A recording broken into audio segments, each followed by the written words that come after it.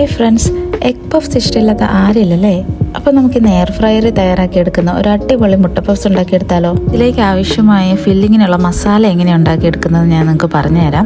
Video എടുക്കാൻ വിട്ടുപോയി, അതുകൊണ്ടാണ്. പാനിൽ നമുക്ക് ആവശ്യമായ എണ്ണ ഒഴിച്ച് അതിലേക്ക് സവോള, ഇഞ്ചി വെളുത്തുള്ളി പേസ്റ്റ്, തക്കാളി ഇട്ട് നല്ലപോലെ വഴറ്റി പൊടികളിട്ട് കൊടുക്കാം. കുറച്ച് മുളക് പൊടിയും മഞ്ഞൾപ്പൊടി, ഗരം മസാല, പിന്നെ ആവശ്യത്തിന് ഉപ്പ് ചേർത്ത് പച്ചമണം മാറ്റി വഴറ്റി മാറ്റി വെക്കുക. പിന്നെ കടയിൽ നിന്ന് ഇതുപോലത്തെ പഫ് പേസ്ട്രി ഷീറ്റ് നമുക്ക് വാങ്ങിക്കാൻ കിട്ടും. അതിലേക്ക് മസാല വെച്ച് ഒരു മുട്ടയുടെ പകുതി ഇതുപോലെ കമഴ്ത്തി വെച്ച് 4 വശവും ഒട്ടിച്ചു കൊടുക്കാം.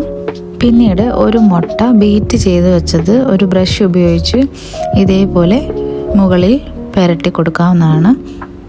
എയർ ഫ്രയറിൽ ഇതേപോലെ ഒരു ബട്ടർ പേപ്പർ വെച്ചിട്ട് ഓയിൽ ബ്രഷ് ചെയ്തതിന് ശേഷം തയ്യാറാക്കിയ പപ്സ് അതിലേക്ക് എടുത്ത് വെച്ച് നമുക്ക് ബേക്ക് ചെയ്യാവുന്നതാണ്. ഞാനിവിടെ ഒരു 15 to 20 മിനിറ്റ്സ് 200 ഡിഗ്രി സെൽഷ്യസിലാണ് ബേക്ക് ചെയ്യാൻ വെച്ചിരിക്കുന്നത്.